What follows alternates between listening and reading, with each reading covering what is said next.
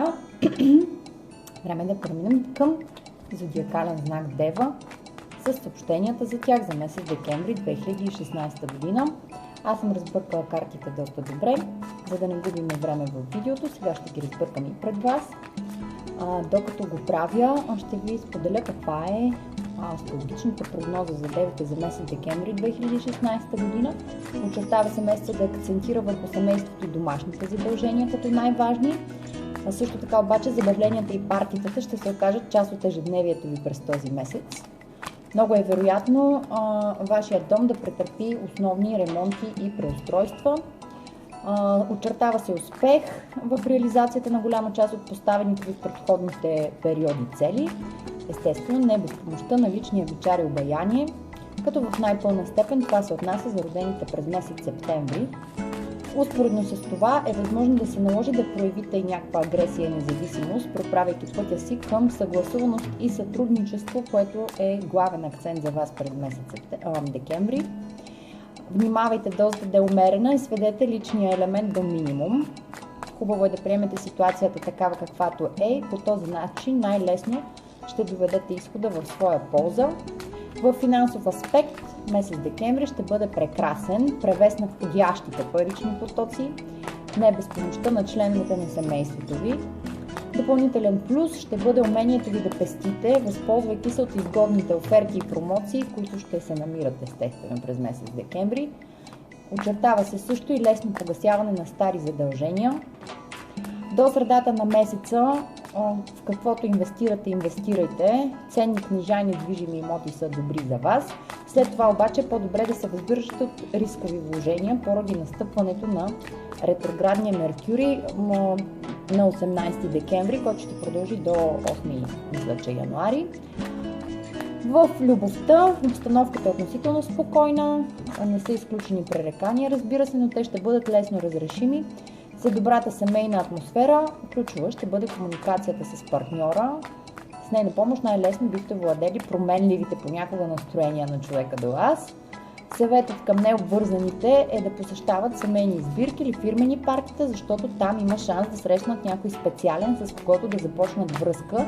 Доколко сериозна ще е тя, зависи от личните ви планети и съвместимост, но за деца и брак на този етап по-скоро е рано да се говори. Това вещае астрологията, а сега нека да видим какво вещаят картите за вас. Първата карта, която получавате, Хиерофанта. Хиерофанта е духовният лидер на таро картите. Картата, която отговаря за правилата, моралните и етичните норми, също така за духовните търсения, също така за системите ви от вярвания, това в какво вие намирате ценност да вярвате. Също така отговаря за вашата способност да учите, да съветвате, да лекувате дори и една вътрешна нужда да помагате на хората като експерт, като съветник, като човек, който да им покаже светлината по някакъв начин. Това е главна аркана карта и в центъра на вашия ридинг означава, че фокусът ще бъде върху някаква посока, нова посока, в която вие искате да тръгнете и затова ви е необходима много вяра по пътя напред. Да видим за какво става въпрос. Обстоятелството, челенджа, предизвикателството за вас през месец декември ще бъде Page of Wands. Page of Wands е пажа на пръчките, може да представлява, в таро картите има някои карти, които представляват реални хора, но също така и ситуации. Ако това представлява реален човек, по-нататък, когато излязат всичките карти, ще можем да изясним това, но ако представлява реален човек, това е един човек с младежки дух, но леко драматичен човек, който има нужда да привлича вниманието, човек, който има нужда да му се обръща внимание като на едно дете, което търси непрекъснато начин, дори с тръшкане и с рев, да му бъде обърнато внимание. В същото време, ако това репрезентира ситуация, това е свободата да започнете ново духовно пътуване или дори не духовно, само може да бъде както духовно, но така също може да бъде и съвсем реално пътуване. Може да бъде дори в чужбина. Картата символизира тръгването по един път на богатство, на свобода, на нови приключения и на нови хоризонти. Въобще, двете карти до тук съчетани заедно ни показват една нова посока в духовен аспект. Но дори да не е в духовен аспект, а за вас тя да се измерва в чисто материален аспект, като например физически да пътувате някъде, то това пътуване ще бъде обвързано с промяна на системите ви на вярвания, това, което вярвате, и в смяна на посока на вашия живот или на вашето мислене. Сега ще видим за какво става въпрос. В минала позиция двете пръчки, както ви казах, символизират, както ви казах до тук, става въпрос за избор, който ви имате да направите. Ново начало, нов път. Началото на този нов път се репрезентира до тук от тези две карти. Сега имаме потвърждение. Двете пръчки символизират стигането на кръстопътя. Тогава, когато първата фаза е завършена, нещо, което сте искали да постигнете, е постигнато и сега просто трябва да изберете нов път, ново предизвикателство, нов ентусиазъм за нещо, което ще ви направи ентусиазирани, passionate, страстни, нещо, което ще ви даде стимул да продължите напред. Вие влизате в месец декември в това състояние, разсъждавате върху нещо, намирате се във фаза между предишните си постижения и бъдещите си планове, бъдещите си цели. Сега е време, влизате в декември месец с необходимостта да сложите нещата на пауза и да преосмислите бъдещите си начинания. Преосмисляте ги в духовен аспект и тествате вярата си, колко вяра имате в това, което можете да постигнете. В бъдеща позиция King of Cups. Добре, ридинга почва да става много интересен. Втора карта, репрезентираща човек или ситуация. Ако това е човек, тук влиза един King of Cups. Понеже ридинга е генерален, ако сте гледали предишните ридинги за предишните зодии, вече трябва да знаете, че генералният ридинг кореспондира с определена група от вас и не всичките съобщения ще резонират с вас. Т.е. някои от тях ще бъдат за част от вас, друга част за друга част от вас. Има различни групи, тъй като не може всички деви, всички раци или всички лъвове да бъдат еднакви. Вижда се тук, това го казвам по повод на това, че картата може да бъде както мъж, така и жена. Ако вие сте мъж, съответно е жена, ако сте жена, съответно е мъж, но влиза човек, който е изключително голямо значение ще бъде за вас. Ако сте сингъл, ако нямате партньорство в момента, съвсем спокойно може да се окаже, че на новия път, новото приключение, което ще поемете, се появява този King of Cups, който е много сензитивен, много наясно със своите емоции, много зрял в своите емоции, може да бъде много добър, изключително добър съветник. Две карти за добър съвет, може би трябва да помислите за търсенето на такъв добър съвет от специалист, дали е духовен водач, дали е коуч, дали е психолог, дали е някой друг тип духовен водач, но такъв съвет вече два пъти излиза. Освен това, като ситуация, King of Cups предсказва, така както чухме и в астрологичната прогноза, потвърждението го държа в ръцете си, че дома и семейството ще бъдат на фокус за вас през месец декември и ще ви донесат много сензитивни усещания и така ще трябва да взимате решения, свързани с дома и семейството, за които ще трябва да използвате своята интуиция, тъй като и трите карти тук, които се показват, са свързани с интуитивно взимане на решения, с разсъждения по темата, но по-скоро разсъждения като разсъждаване върху вътрешните ви усещания и това, което сърцето ви подсказва или което интуицията ви подсказва или това, което наричаме gut feeling. Така че интересно започва да ми става на мен. Да видим нататък. Дявола ви излезе. Дявола в тази позиция тук, тази карта, която се пада най-отдолу на ридинга, е всъщност двигателя, мотора на ридинга. Какво ви движи през месец декември или какво ви е движило до началото на месец декември. Дявола репрезентира страхове. Дали са страхове да вземем правилното решение, дали са страхове от обвързаности, които имаме в миналото. Тези обвързаности могат да бъдат от всякакъв вид, обвързаности с хора, обвързаности с ситуации, финансови обвързаности, неща, които знаете, че трябва да оставите назад, но не ви стига смело, защото се страхувате. В същото време дявол означава, че едно желание, такова изгарящо желание може да ви превземе. Дали това е ентусиазма, прекаления ентусиазъм, който иска да ви поведе в нова посока. Дали е някакъв страх, дали е някакъв addiction е зависимост някаква, която имате. Може да бъде към алкохол, може да бъде към цигари, може да бъде към отношения, може да бъде към връзка, но нещо, което е обсесивно, нещо, което е нездравословно, в смисъл дори може да е материализъм. В зависимост от съчетание на картите, по-нататък ще видим какво точно иска да ни каже тази карта във вашия ридинг, но хубавата новина е, че този хиерофанта, който дава духовната сила, светлината, както виждате, излиза от него, той бори този дявол. Така че тук има едно стоене между предишния дявол, който съществува, изкушение, addiction или предишен начин на живот, материалистичен и така нататък, който бива някакси осветлен и едно ново начало започва, нов духовен път или нещо, или просто справяне и преборване с тези страхове. Ще видим. Като корона на ридинга, Four of Pentacles, много интересно, че излизат и в трите ридинга, които направих за месец декември, излизат и дявола и четирите пентакъла, което означава, че във всички зодии явно планетите така са подредени, че ще има доста сериозно едно пестене на пари или едно прекомерно харчене. Двете карти заедно означават обсесивно пазаруване. И естествено в месец декември, когато са всички празници, това е съвсем нормално да се покаже тук в ридинга, но имайте предвид, че не е много полезно обсесивното пазаруване. Пазарувайте с мисъл и правете това, което трябва, защото после не е много добре. Така, Four of Pentacles, четворката пентакли, също така има ключова дума attachment. Attachment означава това, което ви казах и за дявола, връзката с свързването, нездравословното, токсичното обвързаност с определена ситуация или определено нещо назад във вашето минало.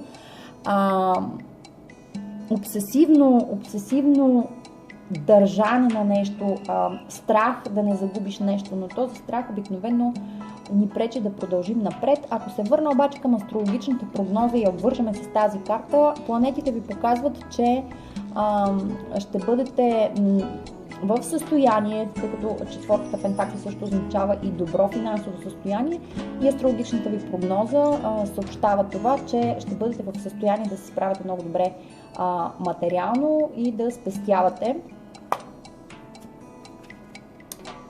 Трета карта, която се появява в ридинга, за до тук направените зодии, шестицата пръчки, това е картата на победата, картата, която показва, че вие сте спечелили, избора, който сте направили е верен, късмет ви се е отворил, проявили сте вяра в себе си, проявили сте правилен belief system, правилни вярвания сте вложили в този нов път, по който искате да вървите, и да, успеха е там. Време е за празнуване с тези, които са ви подкрепили. Тук ще разберете, че вие сте в състояние да водите успешно, да постигате това, което сте си наумили, и тези страхове като че ли започват да избледняват и да остават наистина само в миналото. Нека да видим дали ще се потвърди това от следващите карти. Отвънка, това, което идва отвънка и което не може да контролирате, Seven of Swords, Dishonesty, това е седмицата мечове, картата на нечестните подходи, на нечестния метод, но също така карта, която казва да бъдете честни със себе си, да слушате вътрешния си глас, за да постигнете peace of mind, спокойствие в своя мозък, в своето мислене. Четвърта карта, която ви подсказва да слушате вътрешния си глас и вътрешната си интуиция. Оказва се, че месец декември ще бъде от значимост това, което ще ви подсказва вашия вътрешен глас. Явно решението е важно и значимо, тъй като излиза с главна аркана карта. Как ще се чувствате, от какво ще се страхувате и надявате през месец декември? Eight of Swords. Осмица мечове, седмица мечове, осмица мечове, веднага над нея крамва, слага корона на тази карта. Осмицата мечове са веригите, в които нашето собствено въображение, нашия собствен ум, нашите собствени разсъждения ни поставят. Тези мисли, тези системи от вярвания, които имаме в собствения ни мозък, са нереалистични. Те са негативни и единствено позитивното мислене може да ви освободи от тези окови, в които се намирате. Ето ги оковите, за които говорих. Ето ги вашите обвързаности с неща от миналото, с неща, които не са ви полезни, или с обсесии, или с зависимости, които имате. Те ви карат да се чувствате като entrapped, като в затвора. Само че трите карти заедно могат в много редки случаи, т.е. не много редки случаи, картите означават много директно това послание, но за много малък процент от вас може да правят нещо незаконно, нещо нередно, нещо извън правилата и да си понесат последствията за това като реално физическо наказание, затвор или друго еквивалентно на него. Пак повтарям, това е за много малък процент от вас, за по-големия процент от вас обвързаностите са в духовен аспект. И последна карта, Two of Cups.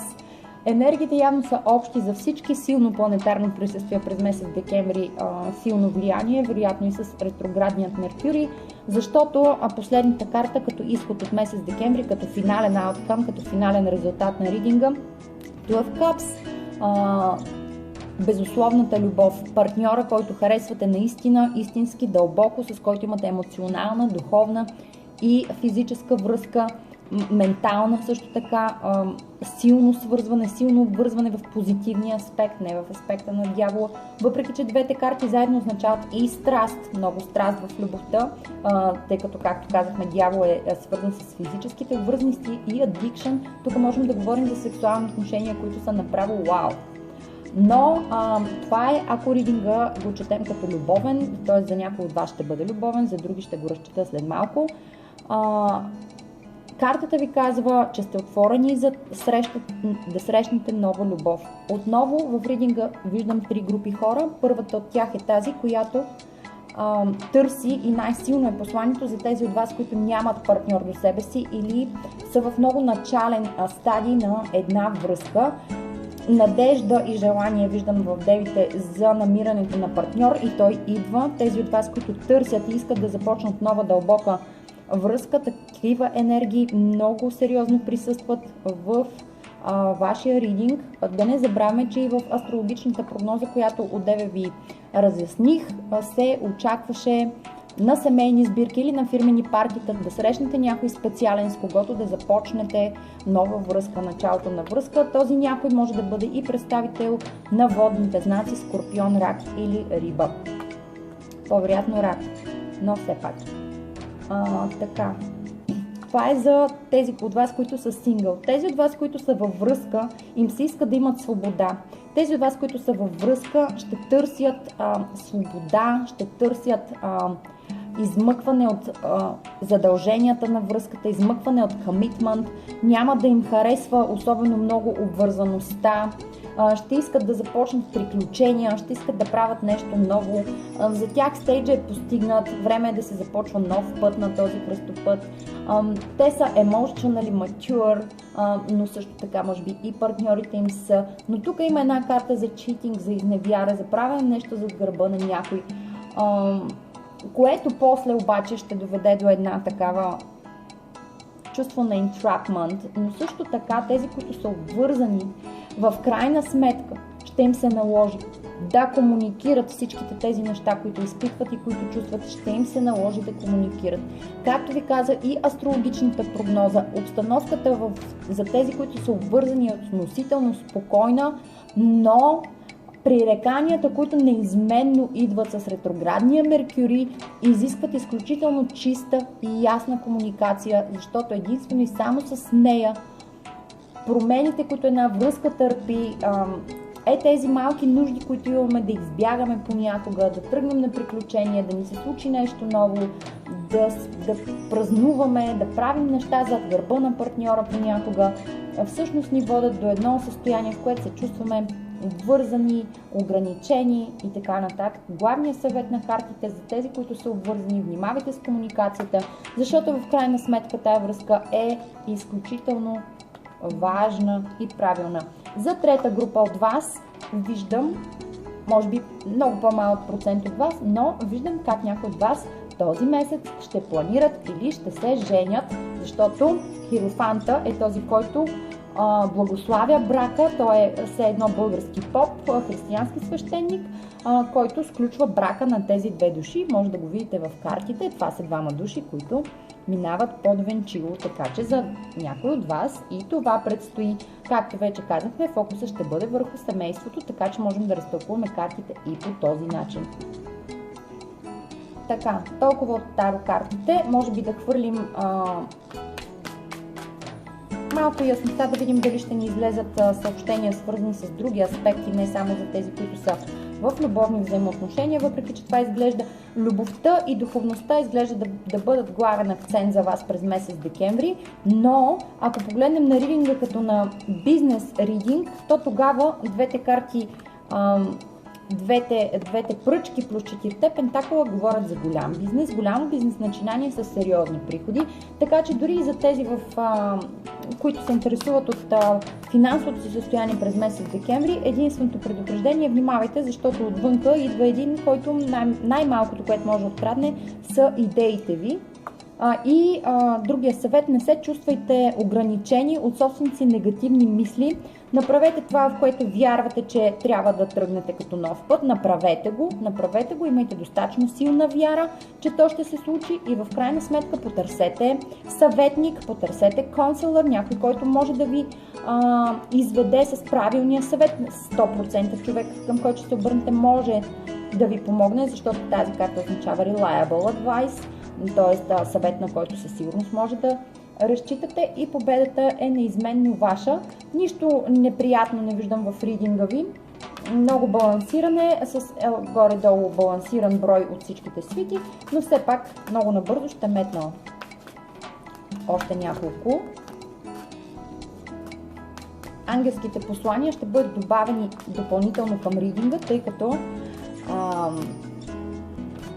момичето, което предава тези съобщения, не желае да гледа нито прогнозата астрологичната, нито таро ридинга, преди да е чула какво има да й кажат ангелчетата, за да може съобщенията да са най-чисти и ясни, т.е. когато тя се почувства готова, ще ги привнесем и тях.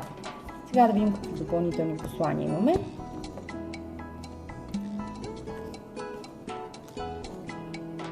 Да, понеже исках да се фокусираме върху бизнеса, лидершип, бъдете съвсем уверени, съвсем спокойни, вие можете да водите. Втора карта, която ви потвърждава тази. Ако имате ново бизнес начинание, нова бизнес идея, давайте смело напред. Ще получите успех. Awakening, картата, която показва, че е време да се събудите и да изпълните най-дълбоките си мечти и желания, защото сте в състояние, сте способни да намерите най-правилното решение. Т.е. тези страхове тук просто ги оставете да си отидат. Много опции ще имате, много избори, които да направите. Най-вероятно това ви обърква и затова идва този страх, тъй като картата тук означава и страх от взимането на грешно решение. Двете карти заедно означават, че може би се колебаете между две решения, които и двете смятате за лоши. Сега ми хрумва, като го казах това нещо, тъй като допреди малко гледах предизборните кампании и обясненията. Може би просто е дори въпрос на избор, кой да изберете за президент, лошото или по-голямото лошо. Това в кръга на шегата. И последно искам да метна една карта само върху outcome, за да видим там какво се получава, тъй като виждаме някакви рестрикции в връзката, но в същото време тя е стабилна и сериозна. Забравих да кажа, че за тези, които са бизнес ориентирани, нов контракт, нов договор, който ще бъде от голямо значение. Браво! Breakthrough. Ще бъдат преодоляни всички пречки, ще се справите с тези си собствени ограничения. Както вече ви казах, победата е ваша. Много успешен месец изглежда ще бъде за вас, уважаеми деви. Пожелавам ви го от сърце. Весели празници да имате и Следете ни! Ако имате нужда от личен ридинг, също може да се свържете с нас в лично съобщение. А сега, приятна вечер ви желая!